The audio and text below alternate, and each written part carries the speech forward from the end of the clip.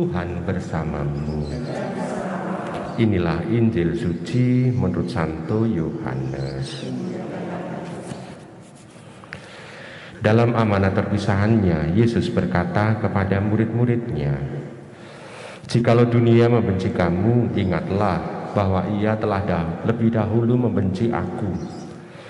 Sekiranya kamu dari dunia, tentulah dunia mengasihi kamu sebagai miliknya.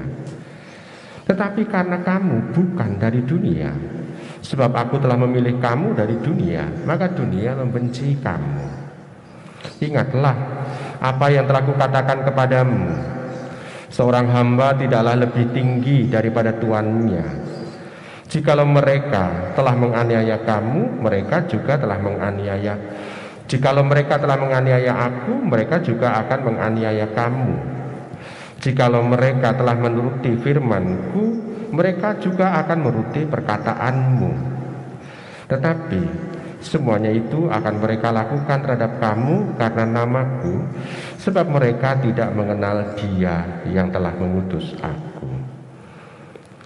Demikianlah sabda Tuhan.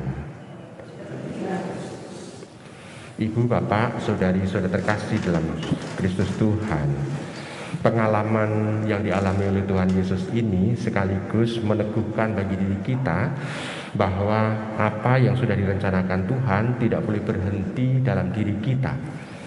Karena rencana Tuhan yang berjalan dalam Tuhan Yesus membuat Tuhan Yesus itu dibenci oleh dunia.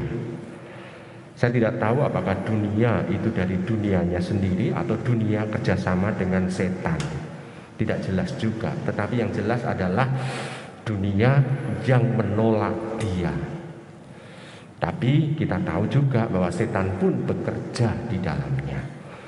Nah, ibu bapak saudara terkasih, maka kita bisa melihat kebaikan-kebaikan yang dilakukan oleh Tuhan seolah-olah itu tidak menggerakkan orang untuk bisa melakukan kebaikan-kebaikan pula. Ada sesuatunya adalah karena orang iri dengan keberhasilan Tuhan. Orang iri karena Tuhan mampu untuk melakukan kebaikan-kebaikan yang di luar nalar manusia. Iri itulah yang membuat orang melakukan tindakan benci terhadap Tuhan Yesus. Nah, ibu bapak saudara terkasih, kita pun seringkali mengalami, kita tidak melakukan kesalahan apapun, tetapi ternyata ada orang yang membenci kita. Kita juga seringkali melihat di dalam dunia maya tindakan-tindakan yang baik tidak tentu dari netizen itu juga membuahkan sesuatu yang baik pula. Pasti akan ada yang membencinya.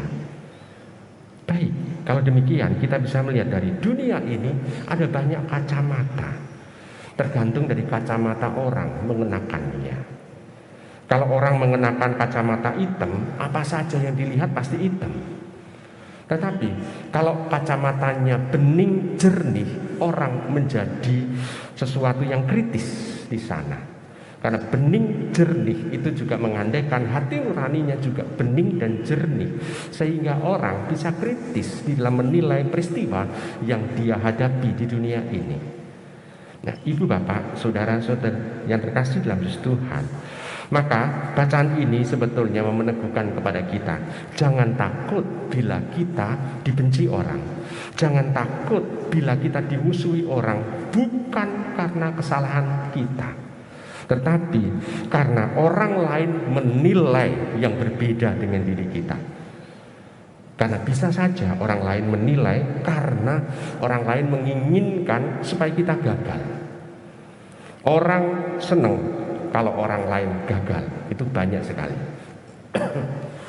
Dan juga kita bisa melihat bahwa di sana jangan takut. Ini sesuatu yang menjadi pegangan bagi diri kita sebelum Tuhan Yesus itu mekrat ke surga.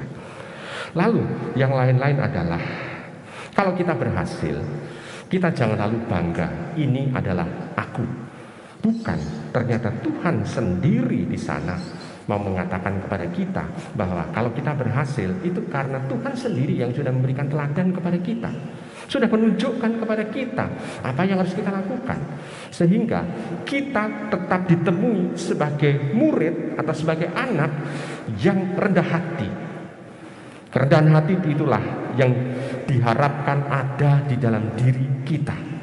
Maka segala tingkah laku kita hendaknya kita lakukan dengan rendah hati, karena kita sebetulnya tidak bisa melakukan apa-apa kalau itu bukan dari Tuhan, bukan panggilan dari Tuhan, bukan juga dituntun oleh Tuhan. Kita tidak akan bisa melakukan apa-apa kalau tanpa Tuhan. Maka kerendahan hati itulah yang diharapkan ada dalam setiap orang yang percaya kepada Tuhan.